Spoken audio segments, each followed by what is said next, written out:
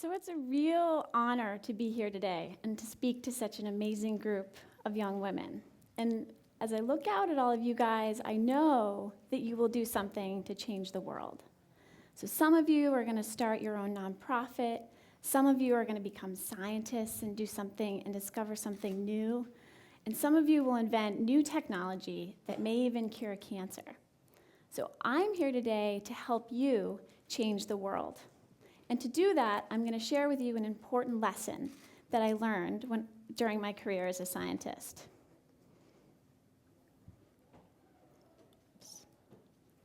So I always knew that I wanted to change the world. Ever since I read this book called Mrs. Rumphius by Barbara Cooney. And it's a story about a young girl named Alice and her grandfather. And when Alice was young, her grandfather told her, "You must do one thing to make the world more beautiful." And so what Alice did is she planted flowers all around her community. She planted blue and purple and pink lupins so that everyone in her town could enjoy these flowers year after year. So for Alice, her mark on the world was a village full of flowers. But for me, I often wondered what my mark would be. How was I going to make the world more beautiful? So for inspiration, I would look to some of the most amazing women on the planet. You know, people like Rosalind Franklin, who discovered the helical structure of DNA, and Jane Goodall, who investigated the social structure of chimpanzees and dedicated her life to animal welfare. And Rachel Carson, who is an environmental activist and nature writer, who really exposed the dangers of using synthetic pesticides. And what I would think when I was a kid is, man, if only I were as smart as they were, then I could do something to make the world more beautiful. But the truth is, I really struggled in math, and I was a horrible speller. And so because of these shortcomings, I would sit back in class, not really say anything, and instead I would just sit quietly, observe the world around me, and ask questions. And what I learned over time is that there's a tremendous power in just simply observing the world around you. And today, I'm here to tell you that your intellect has nothing to do with your ability to make the world more beautiful, and it has everything to do with your powers of observation. Because when we can really see the world around us, then we can come up with new ideas and ask questions and be curious. And those questions lead to more questions and more game-changing ideas, and those ideas can eventually make the world more beautiful and change it for the better.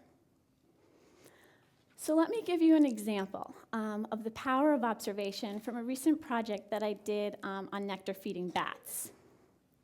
So during my PhD, I was very curious about how nectar-feeding bats collect nectar from flowers using their tongue. And I believe in this project, I made the world a more beautiful place because my colleagues and I discovered something new about the natural world. We discovered something about the biology of these bats that no one had ever known before. And we were able to do that with our powers of observation and our ability to look at these tiny little tongues and come up and open our minds and come up with new ideas to how the tongue works. So at the beginning of the project, we filmed these bats kind of far away. We filmed them gathering nectar. And what you'll see here is the bat is beginning to hover, and it sticks out its tongue. And their tongues are really long. They extend way beyond the tip of the mouth, almost twice the length of the head. And this, I should have told you before, this is with a slow-motion camera that we were able to capture this. The problem with this video is that it's a little bit far away. And so we had questions about how the tongue was actually used to collect nectar. And so we needed a closer look at what's actually happening at the tip of the tongue. So to do that, we needed to pull out a different set of observation tools, like a microscope, and take a closer look at the tongue. So this is a magnified image of the tongue tip. And what you can see is that it's covered in hundreds of hairs. And those hairs are really organized into discrete rows. So if you take a second and touch your own tongue, you'll notice that it's covered in bumps, hundreds and hundreds of bumps. But our tongues at the tip aren't hairy at all. But these nectar-feeding bat tongues are so hairy that they almost look like mops or brushes. So if we take a slightly different tactic in our observation scheme here, and we look at the inside of the tongue. So we're going to take a cross-section of the tongue tip right at this black arrow, and this is what the tongue would look like. So what you notice is that the inside of the tongue is full of muscle fibers, and those muscle fibers run along the width of the tongue as well as extend up and down within the tongue. But you also notice that there are these enlarged blood sinuses at the edge of the tongue, and those blood sinuses communicate directly with small blood vessels within each one of those hairs. So far we've observed a couple of things. First, nectar-feeding bats have long tongues. Second, they have hairy tongues. And third, they have enlarged sinuses within their tongue. So now it's time to stitch all of these observations together and figure out how this tongue is actually working. So I hypothesized that nectar-feeding bats have hydraulic tongues. And so as the tongue elongates, it squeezes blood to the tip. And as blood arrives at the tip of the tongue, it fills those blood sinuses and is squeezed out into each one of those hairs. And when that happens, those hairs start to move. And I hypothesized that as they move, they're going to extend outward as it hits the nectar. So this had never been hypothesized for other mammals before, so no one really believed me.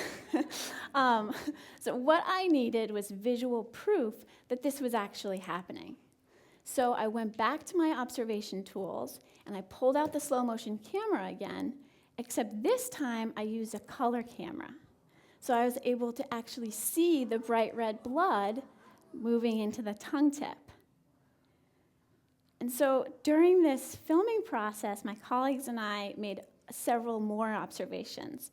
One is that the hairs are really dynamic, and they flare outward, extending off of the tongue. But also, as they flare outward, blood goes into those sinuses and into each one of those blood vessels. So really, really exciting observations about mammals.